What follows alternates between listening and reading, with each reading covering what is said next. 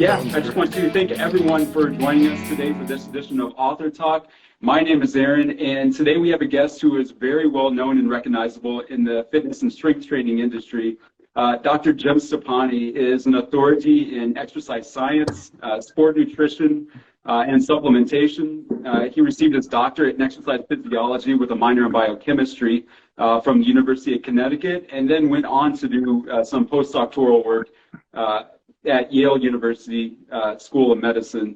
From 2002 to 2013, he was the senior science editor for Muscle and Fitness and Muscle and Fitness Hers and Flex magazines. And he owns his own supplement company as well called JYM, that's J-Y-M, Supplement Science. He's here today to share his thoughts on various training methods and his brand new third edition of his book, Jim Stoppani's Encyclopedia of Muscle and Strength. So I do sincerely thank you very much for taking time for talking to me today, for jumping on, and for sharing a lot of your knowledge. So how are you doing so far today?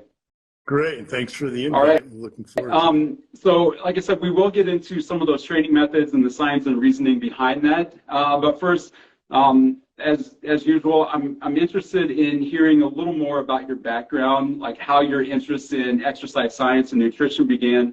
Can you take us through some of that background and how you got to where you are today? Yeah, I grew up in a very active and athletic family. My grandfather on my father's side was a professional boxer.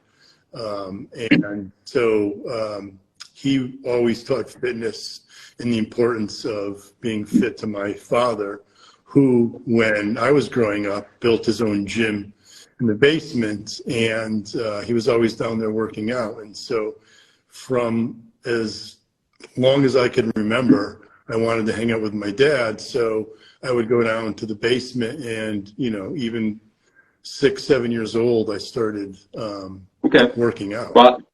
And, and so I loved it. I really took to the weight training. I loved being able to push yourself and see results. And, I continued and eventually started competitive bodybuilding as a teenager. When I was graduating high school, this is 1986, so there, as far as exercise science, there wasn't a huge field, particularly in weightlifting. It was more about aerobics then. And so I thought maybe I wanted to be like an orthopedic surgeon, that sort of get into like sports medicine in that realm. And I went to the University of Connecticut as an athletic training major for, sports injuries and whatnot. And it wasn't until I walked into my exercise physiology class and Dr. Carl Marish was teaching the course, and he started talking about things like testosterone and growth hormone with resistance training. And I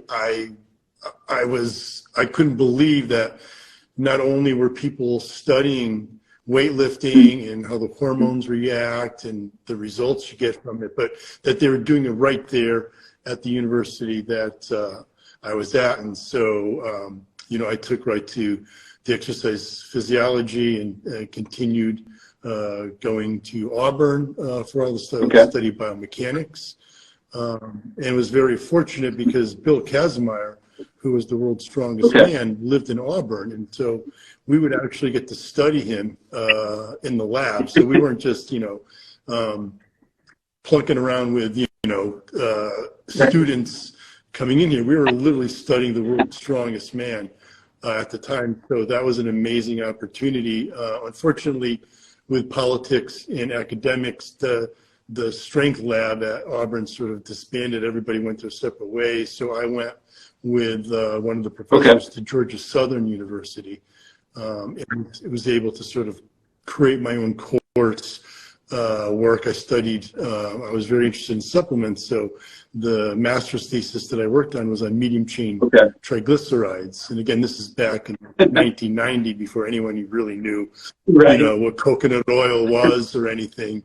And so very unfortunate to have that experience there. Then I went back to University of Connecticut for my doctoral work. And what's really interesting, as an undergrad, I had Bill Kramer as my advisor before he was Bill.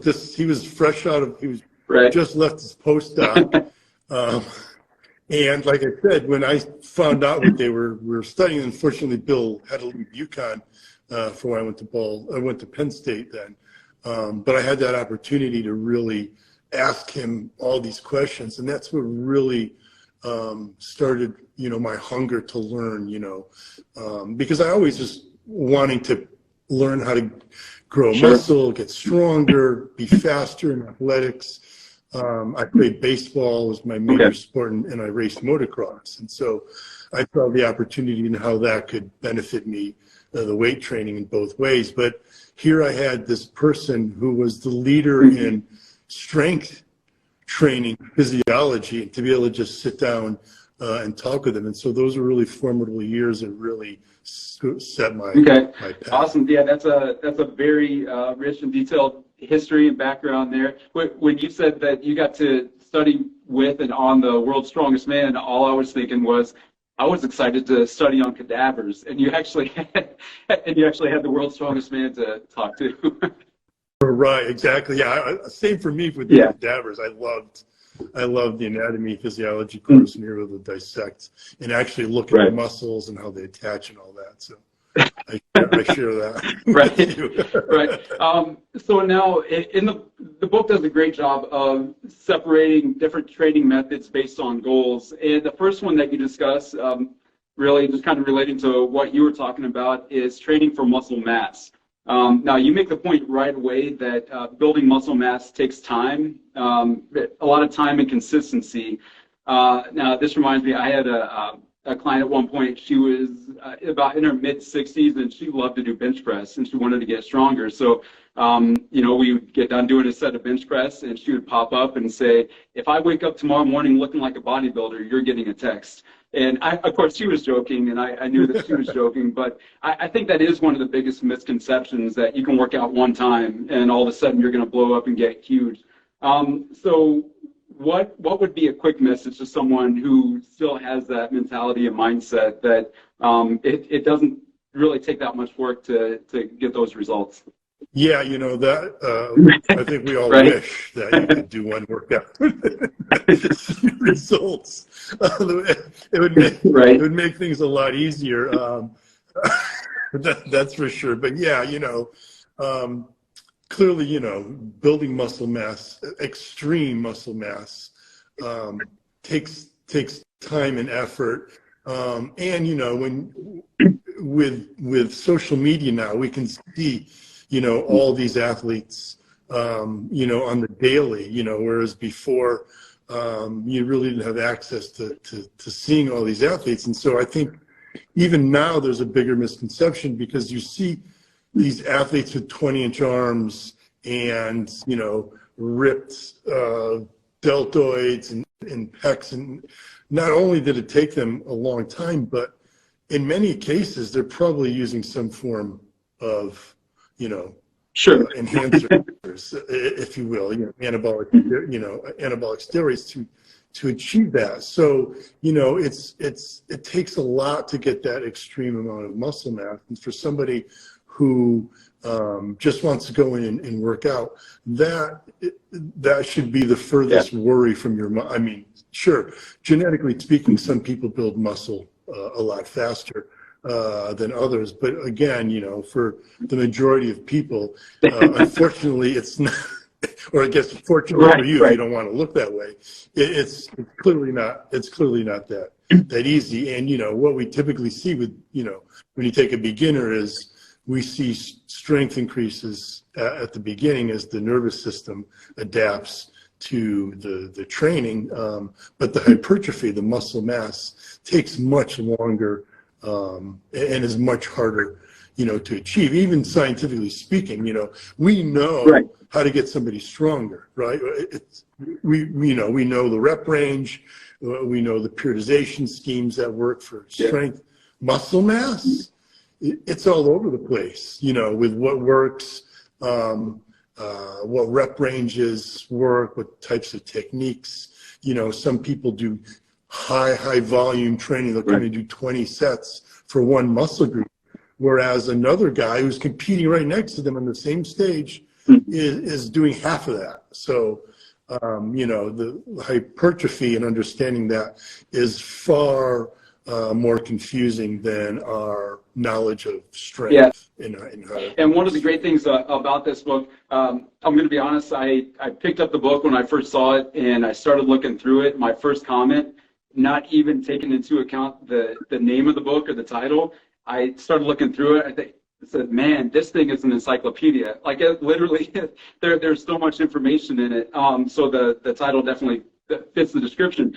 But you have so many different programs in this book, and I think I counted over 40 different methods for training muscle mass. Kind of speaking to what you just said, different things will work for different people. Now, we obviously don't have time to go over every single method that you mentioned in the book, because you do have quite a few. But what are some of the methods, maybe two or three, that kind of stand out for you as far as like building muscle mass?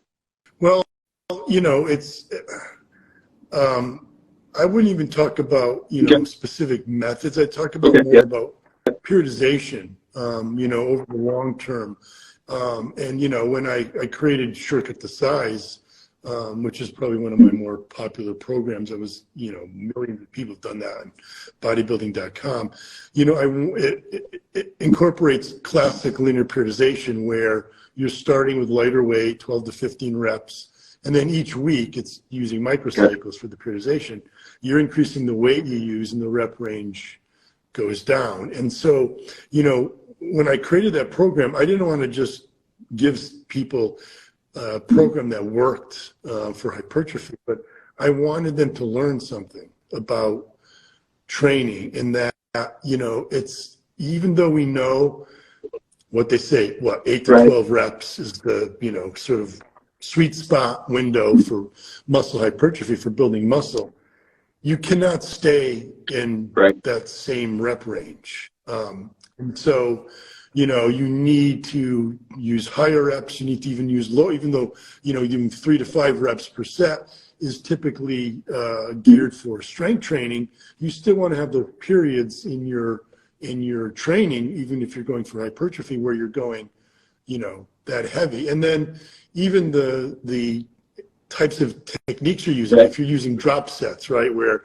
after you reach muscle failure, you reduce the weight and then continue doing, or rest pause, where you take a 10-second rest, or forced reps where someone's helping you, or supersets. People always sort of ask me, what's the best method for building muscle? It's like the one you're not using. And what I mean by that is you have to continually change. So if you're doing a program with supersets for 6 to 8 weeks, once that's over, you don't continue doing supersets. You need to change that up, go back to straight sets, for a while. If you're using drop sets for 6 to 8 weeks, after that's over, you don't continue doing drop sets. Now you need to change it up and use a different, training technique. And one of my favorite sayings is, everything works, nothing works forever. And that's exactly that. You need to change, which is why there's so many different techniques in the book, because you need to keep changing. So I think when we talk about hypertrophy, the most important thing is making sure that you periodically change up your rep range, your rest periods, the total number of sets, your training split. How frequently you train each muscle group per week. People always ask me, is it better to train for muscle one time per week for each muscle group, or twice? And I'm like, that depends. And so you need to continually keep changing. And the other thing I'll say that's critical for hypertrophy, not for strength training, is muscle failure. One of the things we do know is that it's critical to fatigue the muscle, to create that metabolic environment in the muscle cell that's going to instigate, the release of growth factors and testosterone, and et cetera. So, reaching muscle failure on the majority of your working sets in my opinion, is very critical when your goal is. Okay. Now, when I was looking through some of the different programs and different methods that you were talking about in the book, one of them that stood out was 100s. I know you put 100s and also mentioned German volume training. Now, what that reminded me of specifically, the gym that I work at, one of the coaches decided that it would be fun for 1 month. We were going to do, it was called the Fill Your Sleeves Challenge. So we were doing 100 reps on biceps, 100 reps on triceps every day for a month. But it sounds like, 100s and German volume training goes obviously further than that. I think maybe those get confused. Could you kind of describe those two and maybe some of the differences there? Sure. So with both, you're essentially doing 100 reps at the end. However, with hundreds training, you're using a weight that gets you to 100 reps or close to it, somewhere in the 60, 70, 80 rep range. And then you can continue by using rest pause where you take short 10 to 15 second breaks. Whereas with German volume training, you're specifically doing 10 sets of 10 reps. So you do the math, that ends up being 100 reps. But with the German volume training, you're getting a break after each of those, 10 sets. You're giving yourself, anywhere from a minute to 3 minutes of rest to achieve those 100 reps. So you're going much heavier than with the hundreds training. Whereas, if you think of a weight that you can lift for even 30 reps, right? That's pretty light, right? But then, now think of what a weight you're going to use to be able to get close to 100 reps in one set.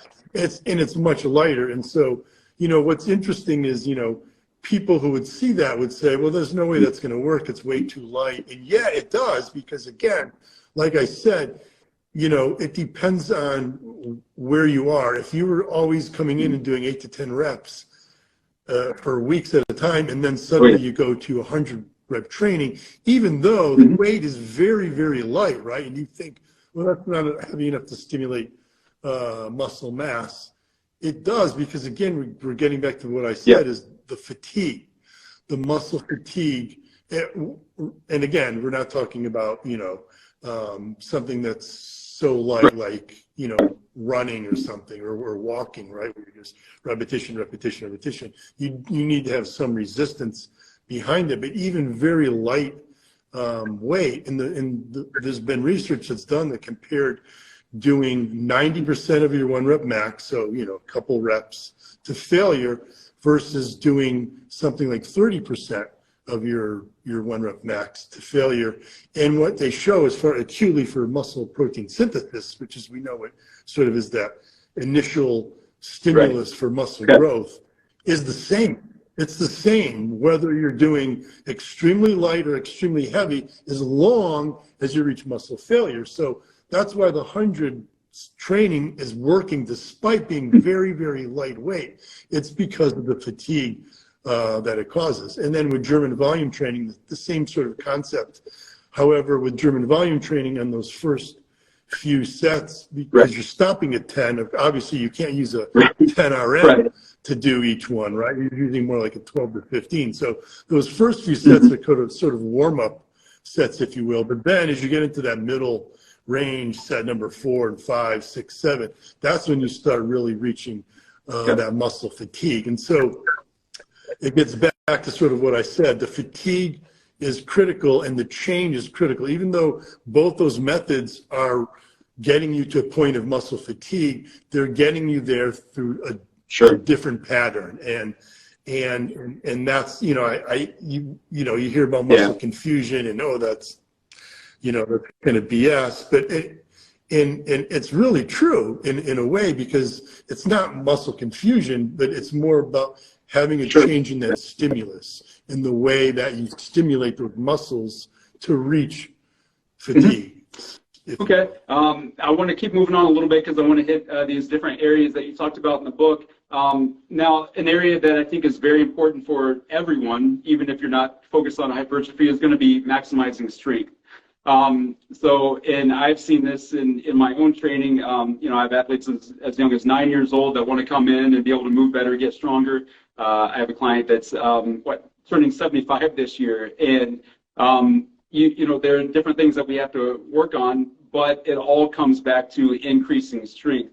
Now, I think in the book you have over 25 different training methods in the strength portion of this book for gaining strength. For our listeners, maybe especially for the beginners, what's the biggest difference between training strength and hypertrophy? I know you touched on this a little bit, but maybe elaborate a little more on the differences between training for strength. Yes. So obviously we talked about the rep ranges, right? Typically for strength, you want to be, and again, you want to change up those rep ranges, but the majority of the time your focus should be in the lower end. 3 to 5. So if we look at our acute training variables, exercise selection, exercise order, resistance used, right? Your rep ranges, your rest periods, in your total sets. The main difference, I think, for exercise selection for strength would be you're going to be picking more multi-joint exercises for strength because, most of the strength moves, and if we're talking about an athlete, we want them to have overall strength. So you're using multiple muscle groups, unless your goal is to have the strongest curl in the world, right? You'd be using multi-joint exercises. Whereas with hypertrophy, maybe multi-joint exercises aren't the best because let's say I'm doing the bench press for chest and I have really strong shoulders, right? I'm going to fatigue, right? When not, the shoulders are going to be taking over and doing the majority of the work, and that, the chest isn't really getting an adequate stimulus. Whereas if I did something like dumbbell flies, which, focuses more on the chest, you're stimulating those muscle fibers better to reach, like I said, that muscle fatigue. And then if we talk about exercise order, with strength training, you're always going to do your multi-joint exercises first. If you have any single joint stuff, isolation exercises, quote unquote, you're going to do that toward the end. Whereas with muscle hypertrophy, you may want to do what we call pre-exhaust, again, at certain periods in your training, right? Where you, during the single joint movements first, because it's going to fatigue that target muscle. Then when I get to the bench press, now when I reach muscle failure, I know it's due to the pecs being fatigued, not the shoulders or the triceps. So those are differences there. And then when we talk about volume, right? When we talk about how many sets you're doing, with strength, it tends to be in the lower end. You don't want to be doing too much. Whereas with hypertrophy, what we do know is that volume may be important, particularly the more training experience you have, the more volume you're going to need to stimulate those muscle fibers to want to grow, if you will. And then with rest periods, with strength training, you're going to take much longer rest periods because it's important how much work you're able to complete over the workout, not fatigue, right? With strength training. Whereas with hypertrophy, you're going to be taking possibly shorter rest periods during some periods of your training, because again, that's going to stimulate more muscle fatigue, right? What did I leave out there as far as the variables we talked about? Exercise order. We talked about volume. Well, we talked about resistance already. You're typically training heavier for strength training than you are for hypertrophy. And then we even talk about rep speed as well, right? One of the things we do know with rep speed is that for strength training, even if you're doing a max lift, you want to be trying to push that weight as explosively and as quickly as possible.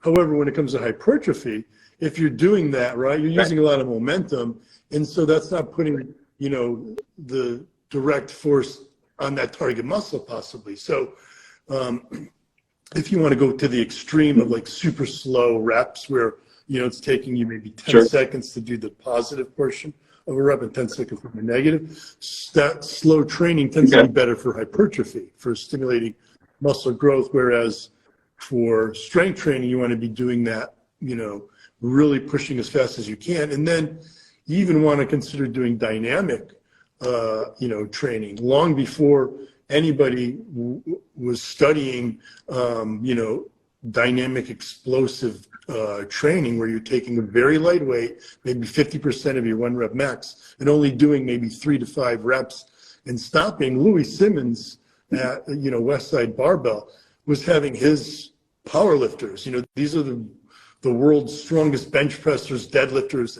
and squatters have a dynamic period in their training where they're using, like I said, 50% of their 1 rep max, and they're pushing it as fast and as explosively as possible, but not to failure, just doing it for power 3 to 5 reps. And while that could have benefits for hypertrophy, generally it's the time under tension that you want with the slower, more controlled reps. For it sounds like, to your point, that goes back to what you mentioned before in the whole idea of periodization and changing up your training. I mean, I'm guessing you probably train people for, if they want hypertrophy, they probably still go through a strength phase just to try to adapt a little bit there. Yeah. Definitely. Yeah, like I said, with the, shortcut the size is one of those examples. You have weeks where you're using 12 to 15 reps per set, but then weeks where you're doing 3 to 5 reps per set.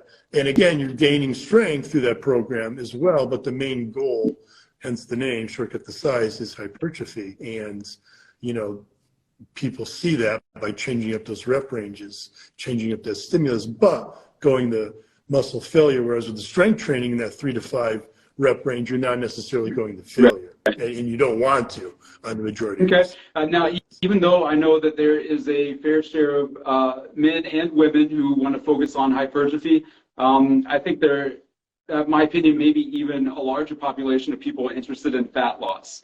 And that might just be where we're at in society, people's schedules, people's lifestyles.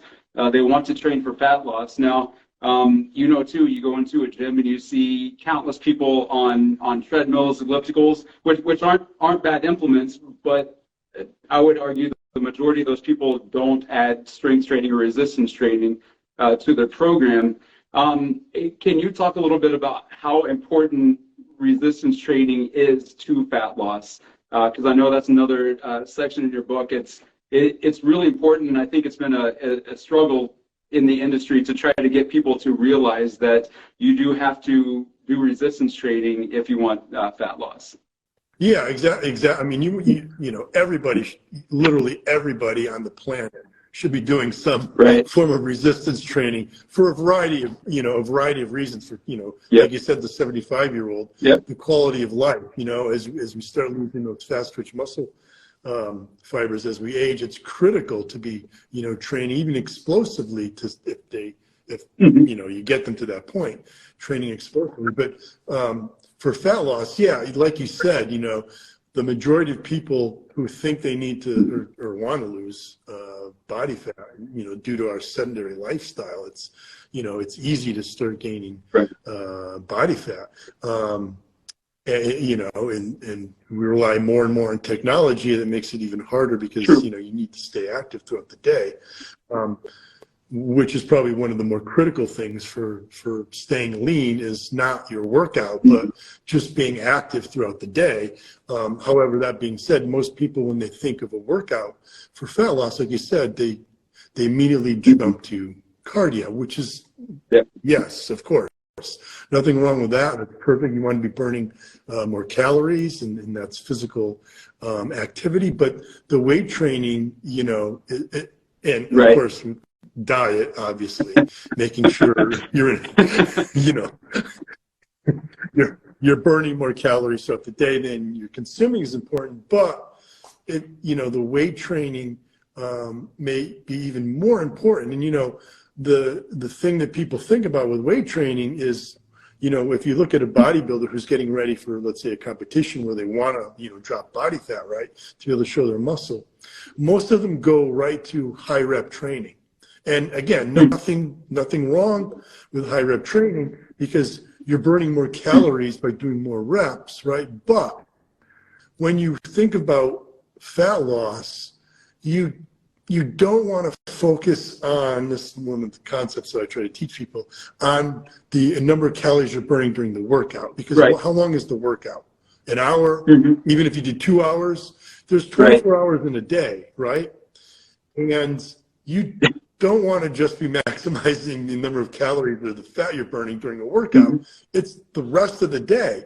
And what we know with weight training is that when you go heavy, on the heavier side, and I'm not talking, Right. 1 to 2 reps, but, up in the 5, 6, 7, even 8 rep range, when you go heavy versus light, you burn more calories after Right. the workout than you do with lightweight. So if you look at the programs that I have in the book, and programs that I have online, my workouts are focused on fat loss, use heavy, and again, this is periodization, you're changing it up, which is critical. Use heavy weight in some portions of the training program and very light high reps, so that you're getting sort of the benefit of both worlds. You're burning calories with the higher reps during the workout, but then with the lower reps and the heavier weight, it's stimulating, the calorie burn and the fat burn,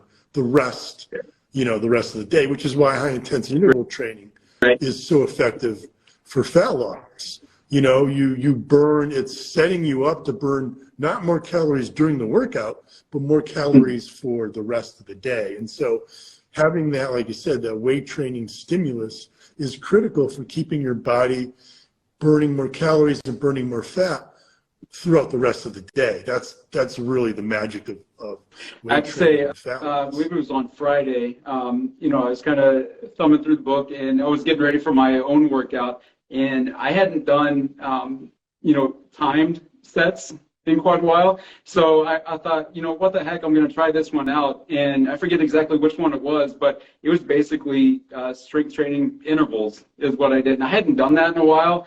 And man, the burn after that. That just speaks to everybody listening. Change up your workouts, try something different every now and then, because I almost feel like I got better results for that day and a better stimulus, changing it up and, getting in my training that way, as opposed to, the type of training that I usually do. So I guess, what are your thoughts specifically on that type of training, that method? Yeah, I mean, like you said, it really sums up everything Right. works.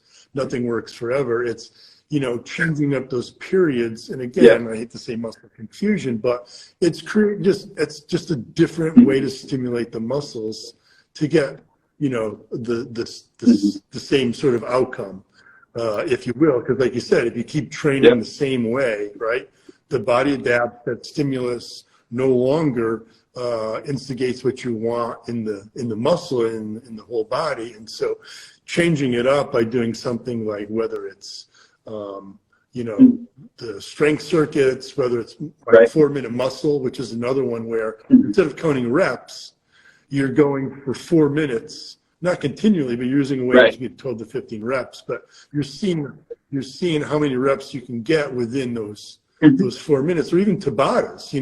When we do Tabatas, most people think of it as cardio, for high intensity interval training cardio, but you do 20 seconds on, 10 seconds of rest.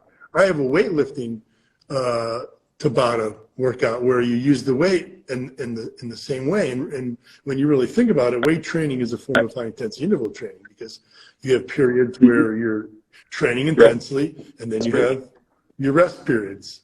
But typically with weight training, the rest periods are a bit longer than the work period. But again, it's a form of high intensity interval training. And so, incorporating all that, what I love about, strength training and in weightlifting is that there's so many methods that you can use. And what's nice there is for the general population, it's boring. You know what I mean? Weight training can be boring. I love it, right?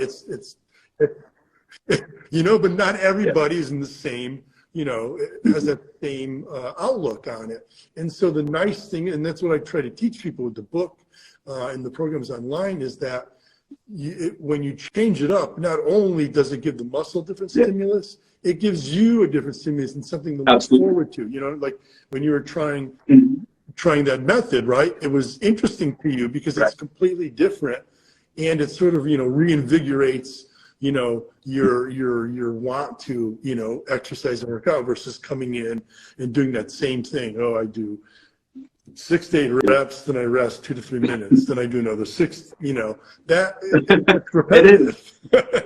You know what I mean? And so that's the great thing about weight training, and I try to teach people this, is don't be afraid to do, and not just don't be afraid, but make sure you are doing something new, you know. It's really important for, you know, for your results and for just keeping you interested in that activity. So you just mentioned kind of not getting stagnant in your workouts, you know, changing things up. What about for people who say they don't have enough time to work out? I mean, I think that's a common excuse or reason for a lot of people. You know, everybody's busy with their work and whatever else they have going on in their lives. What would be your specific advice for someone in that situation on how they get over that hurdle? Yeah, my advice is to, you know, instead of going in and doing, you know, you don't have to go in and, like I said, do 8 to 10 reps and then rest 2 to 3 minutes. You know, that, right? If you think about, if you did 20 sets for a workout and rested 2 to 3 minutes, multiply 2 to 3 minutes by 20 minutes or by 20, right? That's a lot of time you spent sitting around.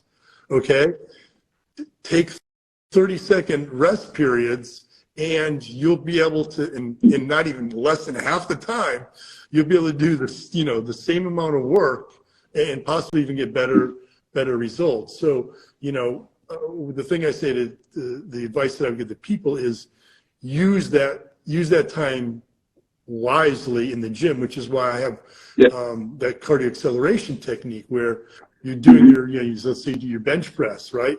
And then you do a minute of cardio, you know, step up, kettlebells, whatever, you know, and then you go back to the weight training.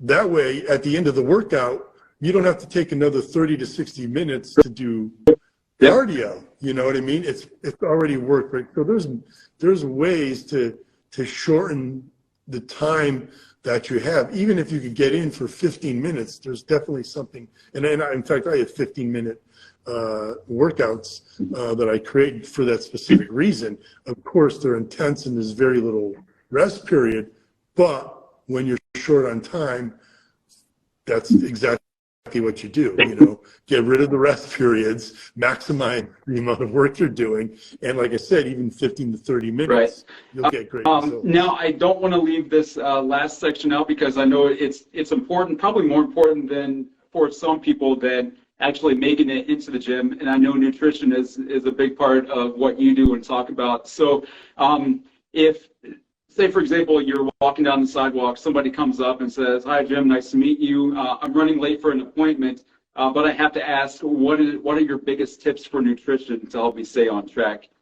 Now, I know that's going to be, again, different for everyone, but in general, what do you think some of the misconceptions are that people are taking into account and kind of messing up their nutrition?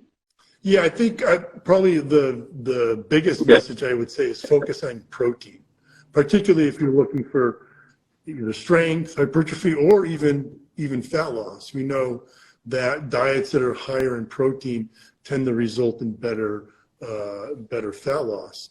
And the other thing is, which people are often surprised about, is make sure you're getting adequate fat as well in your diet. You know, my sort of general advice to everyone is, like I said, get your protein, you know, and I'm a big proponent on, you know, 1 gram per pound of body weight. I think most people should be consuming that. No, it is not dangerous. There are misconceptions on that too. Yeah, precisely.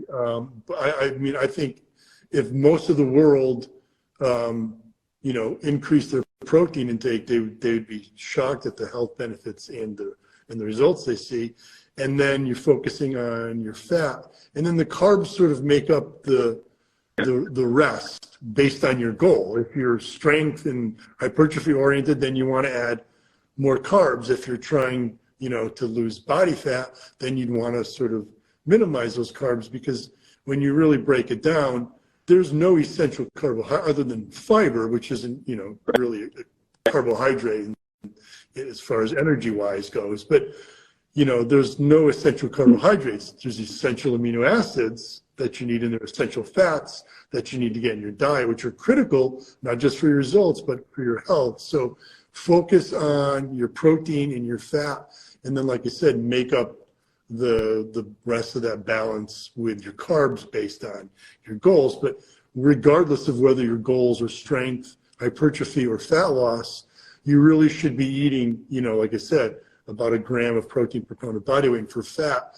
I typically recommend somewhere around half a pound, but never anything less than, like 0.25 grams per pound of body weight for fat.